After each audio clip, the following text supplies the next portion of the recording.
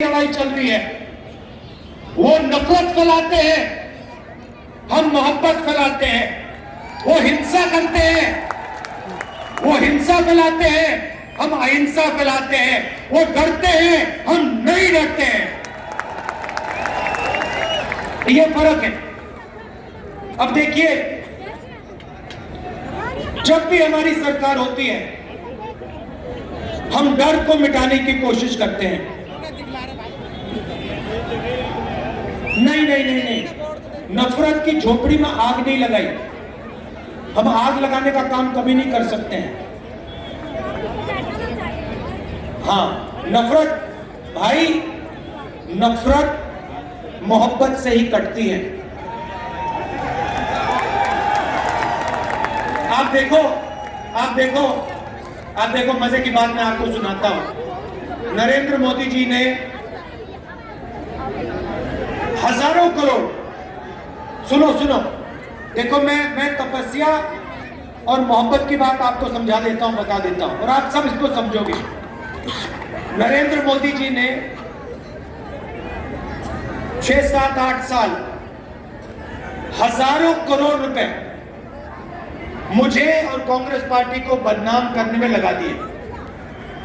मैंने एक शब्द नहीं बोला। जितने भी उन्होंने मेरे बारे में झूठ बोला, मैंने एक शब्द नहीं बोला, मैंने कभी जवाब नहीं दिया, मैं चुप रहा। आपने देखा होगा, मेरे बारे में जो भी कहते थे, मैंने कभी नहीं कहा,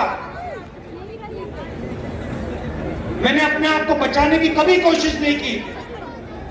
मैंने कभी नहीं कहा ये गलत बोल रहे मेरे बारे में। आप देख लो, मीडिया देख लो, 8 साल मैंने एक शब्द नहीं बोला। और फिर एक महीने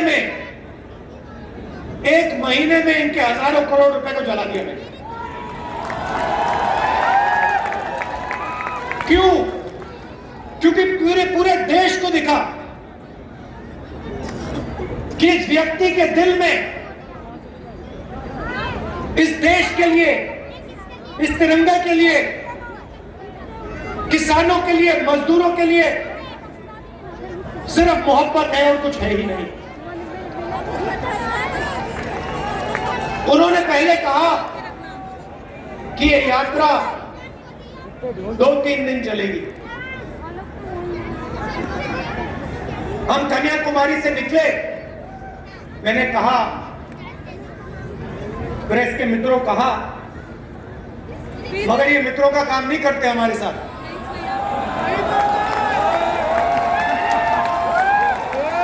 देखो देखो, पीछे घूम के देख रहे हैं, देखो। घबराइए मत, क्योंकि ये पूरी की पूरी भीड़ जानती है कि आपकी गलती नहीं है।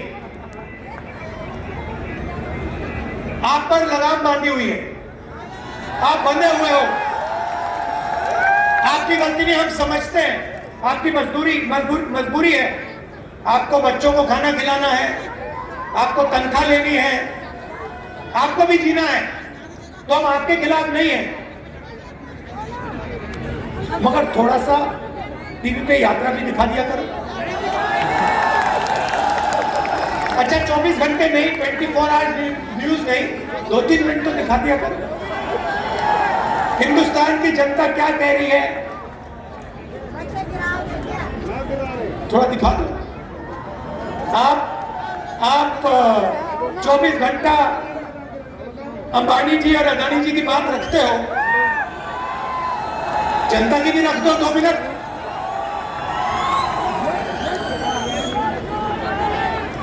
तो कहा 3 दिन चलेगी यात्रा, 3 दिन नहीं खैर, 3 दिन चलेगी। फिर हम केरला आए, सुनो, फिर हम केरला आए। केरला में कहते हैं, केरला में कांग्रेस मजबूत है, कर्नाटक में बीजेपी की सरकार है, वहां पे यात्रा फ्लॉप होगी। ठीक है, हमने कुछ नहीं कहा।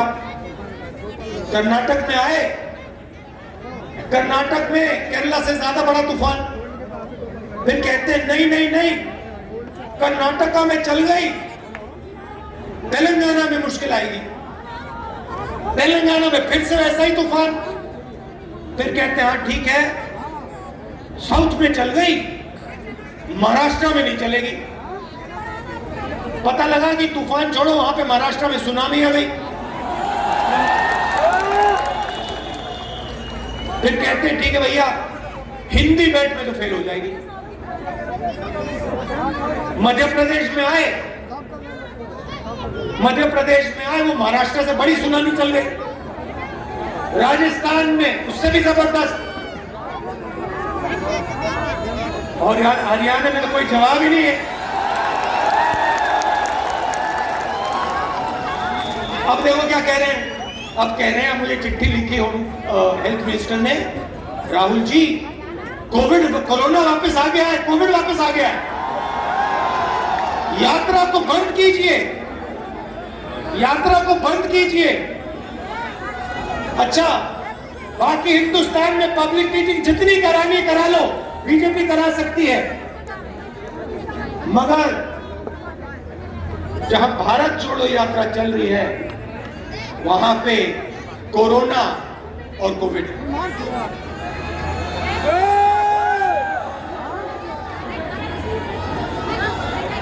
ये देखिए, ये कांग्रेस पार्टी की हुड्डा जी ने कहा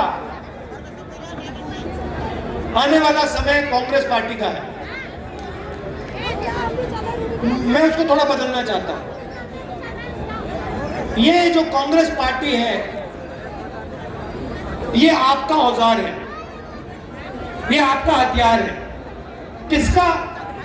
किसानों का, मजदूरों का, छोटे व्यापारियों का, युवाओं का, ये उनका हथियार है। तो आने वाला समय कांग्रेस पार्टी का नहीं होगा, आने वाला समय हरियाणा की जनता का, किसान का, मजदूर का होगा।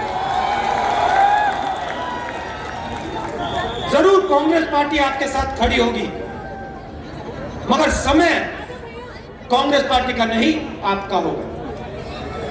3000 किलोमीटर भाई और बहनों में चला हूं, बारिश में, गर्मी में, सर्दी में, हजारों लोगों से बात की है, किसानों से, मजदूरों से, युवाओं से। युवाओं से पूछता हूं क्या पढ़ा तुमने, कहते हैं इंजीनियरिंग की, कोई कहता है डॉक्टर बनना चाहता हूं, कोई कहता है मैंने आईएएस की तैयारी की। फिर मैं पूछता हूं इंजीनियर बनना था, अब क्या कर रहे हो? कहते हैं पकोड़े तल रहे हैं, पकोड़े तल रहे हैं, मिर्ची के पकोड़े, प्याज के पकोड़े। उबर गाड़ी चला रहे हैं, मजदूरी कर रहे हैं, और जो मजदूरी ऊपर नहीं चला रहे हैं, मजदूरी नहीं कर रहे हैं, वो कहते हैं हम तो बेरोजगार हैं।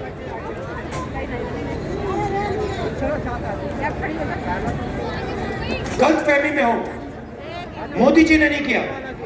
जैसे मैंने कहा ना, इनके पीछे लगाम लगी है, वैसी ही लगाम प्रधानमंत्री जी के पीछे भी लगी हुई है।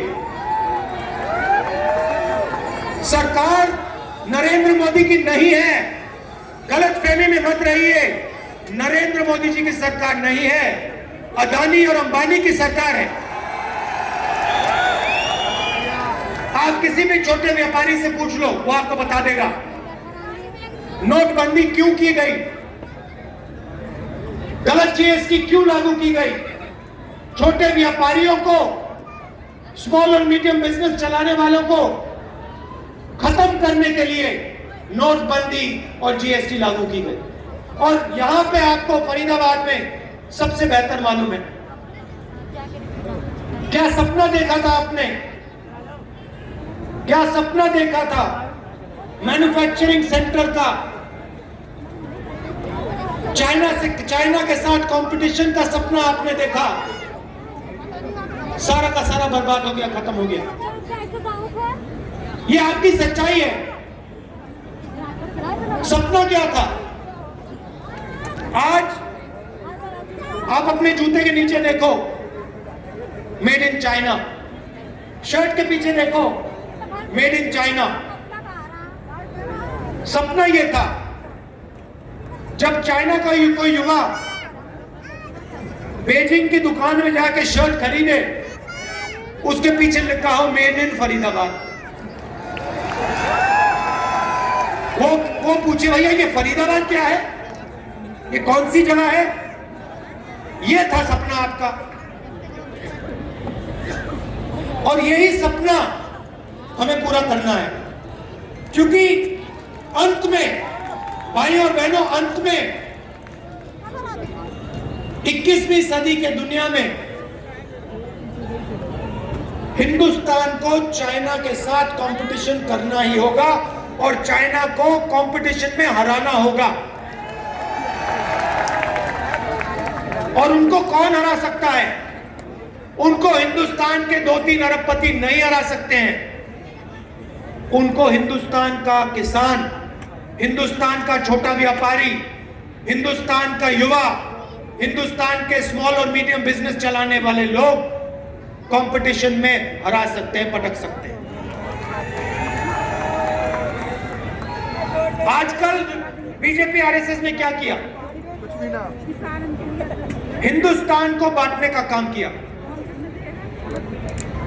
पूरे हिंदुस्तान में नफरत फैला दी। चलने से पहले मैंने सोचा था, कन्याकुमारी से शुरू करने से पहले मैंने सोचा था पूरे देश में नफरत है। मैं घबराया हुआ था, मगर कन्याकुमारी से जब निकला, मुझे एक बात पता लगी, नफरत नहीं है इस देश में, सिर्फ मोहब्बत है। नफरत सिर्फ मीडिया वाले दिखाते हैं। मैं बता रहा हूं,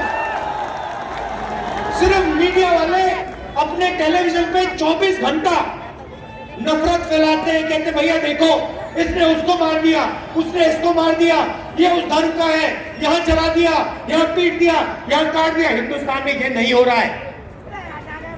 चुने हुए लोग नफरत फैला रहे हैं, मगर हिंदुस्तान का आम नागरिक, हिंदुस्तान का आम किसान, हिंदुस्तान का युवा मोहब्बत की बात कर रहा है, एक साथ चलने की बात कर रहा है, हाथ मिलाकर आगे बढ़ने की बात कर रहा है। यात्रा को देखिए, 3000 किलोमीटर चले हैं। ये छोटा सा हिंदुस्तान है, नदी जैसा है, इसमें हर धर्म के लोग हैं। आपने टीवी पे नहीं देखा होगा।